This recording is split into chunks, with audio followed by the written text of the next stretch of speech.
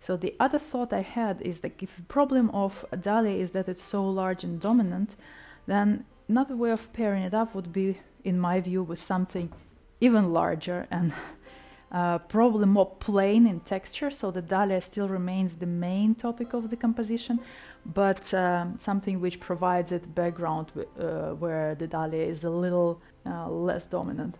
So what I have here is very large hydrangeas, and they are this nice bluish greenish color. I have a blue kind of Asian style vase, probably Chinese.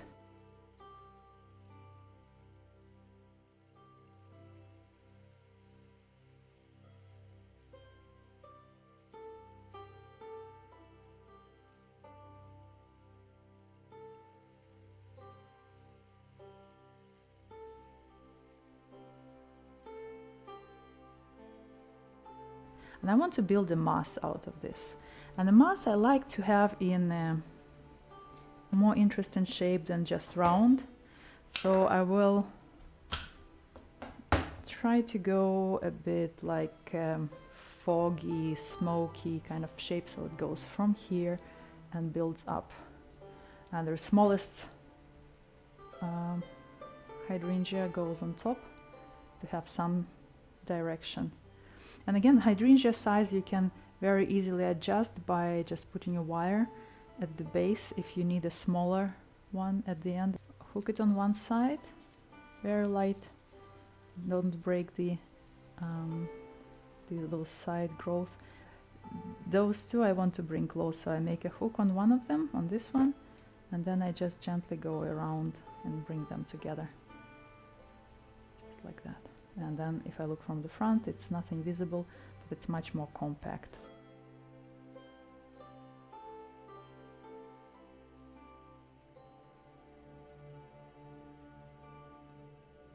I'm a bit looking for the right position.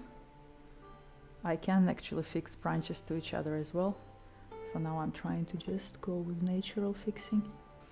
So if the dahlia is the main topic of the arrangement, then we need to make sure it remains arrangement about dahlia, because here it's very dominant, large hydrangea. So we can either like insert them into the mass, or we can use the space underneath the placement. So if I want to more straighten them, like I can use this mass to be a base, and then I can a little bit change the direction. Dahlias, and that's probably what I'm gonna have to do, just because of the way they have grown. Alternatively, I could have put them in a simpler, smaller vase and then use them like at the, like for example, if I would have used this one, I could have just allowed them to go below the rim of the vase, and that would be another way. So, but for now, let's proceed with this beginning, or what we proceed with the idea I already started. So I'm just going with this line of the mass and adding dahlias there to see how they will or will not incorporate into it.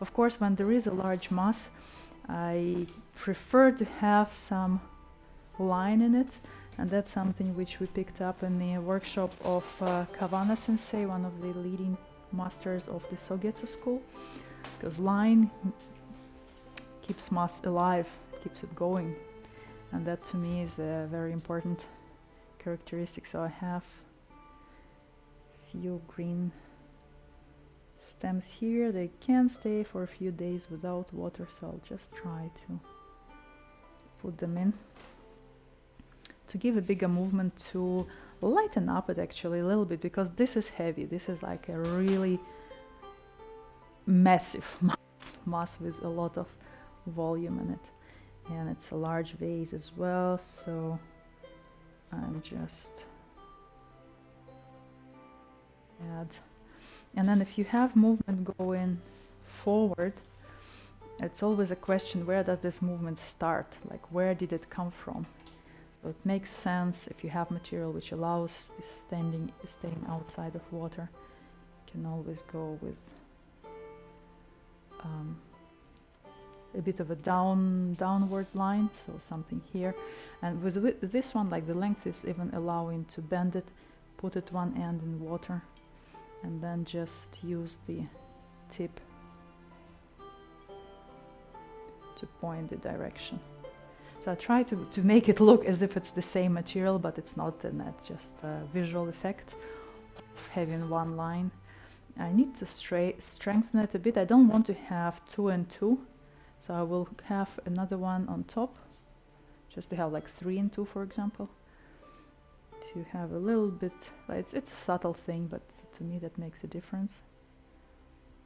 So, and then I'll go with the second one for the bottom.